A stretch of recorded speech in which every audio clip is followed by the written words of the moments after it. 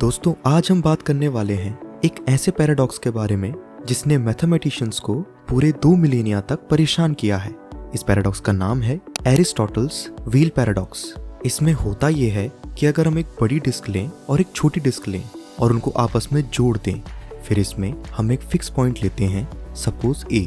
अब जब इन डिस्क को एक स्ट्रेट लाइन पर रोल किया जाएगा तो ये जो ए पॉइंट है, एक बार लिफ्ट होने के बाद वापस जहां पर सरफेस को टच करेगा वो पॉइंट छोटे डिस्क का और बड़ी डिस्क का सेम पॉइंट होगा।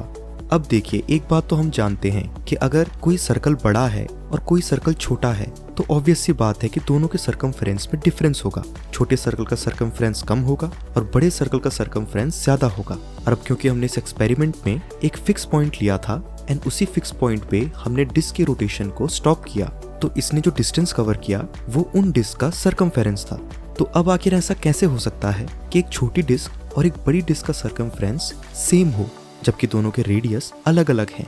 तो यही है एरिस्टोटल्स व्हील पैराडॉक्स। क्यों आप भी सोच में पड़ गए कि आखिर इसका सॉल्यूशन क्या होगा? तो चिंता मत कीजिए, मैं बताता हूँ कि आखिर ऐसा क्यों हो रहा है। तो आइए जानते हैं इस पैराडॉक्स का सॉल्यूशन। वैसे तो इस पैराडॉक्स के कई सारे सॉल्यूशन हैं, लेकिन हम डिस्कस करने वाले हैं मॉडर्न फिजिक्स के द्वारा समझाया गया सबसे बेस्ट सॉल्यूशन, जिसको आप आसानी से समझ सकते हैं। ये जो अभी हमने पैराडॉक्स में 2 डिस्क देखी, उनमें से बड़ी डिस्क के रेडियस को हम कैपिटल आर मान लेते हैं। वो जिस वेलोसिटी से रोल हुई उस वेलोसिटी को हम स्मॉल वी ले लेते हैं, और एंगुलर वेलोसिटी जो कि किसी भी ऑब्जेक्ट का रोटेशन का रेट होता है उसको हम कैपिटल वी ले लेते हैं। अब जो ये पूरा डिस्टेंस है, ये ऑब्वियसली क्योंकि एक रोटेशन है उस डिस्क का, तो ये उसका सर्कमफ्रेंस हुआ और उसकी वेलोसिटी होगी total distance upon total time taken. तो हम टोटल टाइम को ले लेते हैं कैपिटल टी, तो v हमारा हो जाता है 2 पाई आर अपॉन कैपिटल टी। तो ये हमारी हो गई वेलोसिटी। अब हमें निकालना है एंगुलर वेलोसिटी। तो एंगुलर वेलोसिटी का फॉर्मूला होता है angular distance upon total time taken, जो कि हो जाता है 2 पाई अपॉन कैपिटल टी।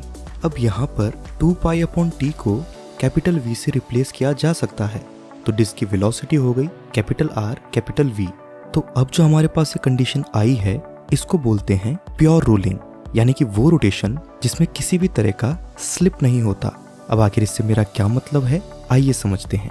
मान लीजिए ये जो पॉइंट A है, अगर हम इस पर एक पेंसिल रखकर इसको ड्रॉ करें तो ये एक ऐसा कर्वेचर बनाएगा जिसमें A अपने पॉइंट से लिफ्ट होने के बाद दोबारा अपने पॉइंट पे टच होगा और वहीं से लिफ्ट हो जाएगा।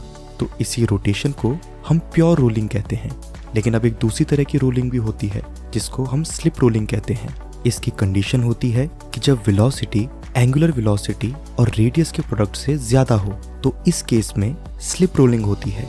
अगर स्लिप रोलिंग को एग्जाम्पल की मदद से समझाऊं तो आप ये समझ सकते हैं कि अगर हम इस छोटी डिस्क के पास से अगर कोई पॉइंट पकड़ते हैं और ठीक उसी पॉइंट को लिफ्ट करते हैं, फिर जब वो पॉइंट नीचे वापस सरफेस को टच करेगा तो वो तुरंत वहां से लिफ्ट नहीं होगा, बल्कि एक छोटा सा एक्स्ट्रा डिस्टेंस सेम पोजीशन में कवर करेगा। इसी सेम पोजीशन में इस छोटी डिस्टेंस को कवर करने को स्लिप कहते हैं, जिसकी वजह से इस रोलिंग प्रोसेस को स्लिप रोलिंग कहा जाता है। अब हम एग्जाम्पल में देख चुके हैं कि आउटर डिस्क एक प्योर रोलिंग परफॉर्म कर रही है, क्योंकि उसी की मदद से हमने अभी तक का सॉल्यूशन तैयार किया है।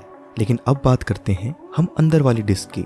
अंदर वाली डिस्क के रेडियस को हम ले लेते हैं स्मॉल r, और बाकी सब कुछ सेम रहेगा क्योंकि ये दोनों डिस्क अटैच्ड हैं। तो अब आप एक चीज नोटिस करोगे, क्योंकि यहाँ पर रेडियस चेंज हो गया है, यानी कि रेडियस कम हो गया है, तो इसकी वजह से इस छोटी डिस्क की जो वेलोसिटी होगी वो इसके स्मॉल r और कैपिटल V के प्रोडक्ट से ज्यादा होगी, जो कि ये इम्प्लाई करता है कि ये जो छोटी डिस्क है वो एक्चुअल में सेम डिस्टेंस इसलिए कवर कर पा रही है क्योंकि वो स्लिप रोलिंग कर रही है। तो यही रीजन है कि ये दोनों डिस्क अलग अलग साइज के होने के बावजूद भी सेम डिस्टेंस कवर करते हैं।